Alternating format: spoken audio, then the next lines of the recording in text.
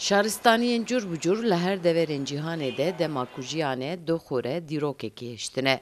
Bajarê Amed û derdorê wî jî ji wan deveran yek e. Kelha Zerzewan û Perestgeha Mîtrayê jî ji wan ciyên dîrokî ne.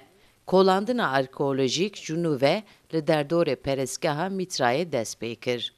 Taybetevleri undikarin berhemê Asûrê, berhemê Persê, berhemê Romayê hemû li cikî undikarin bibînin. Evê derê dîrokev derê heta derê Asûrê, ji Asûrê heta Romayê dest pê dike. Demakî li derê kolandinekî gelek giring derxin holê, undikarin her tiştî bibînin. Dîroka Kelha Zerzewan û Perestgehê digî ji beriya mîladê nehemîn sed salê. Kolandina arkeolojîk a destpêkê ji alê zanîngeha Dicleyê ve di sala 2014 de dest pê kir. Di vê kolandinê de gelek bermayên İmparatoriya Romayê hatin bi destxistin. Niha jî tê te armanc kirin ku ciyên cîwar bûn, ciyê razan û rawestgehên bêdîtin. Anha pêncî kes li derê dişoxulin.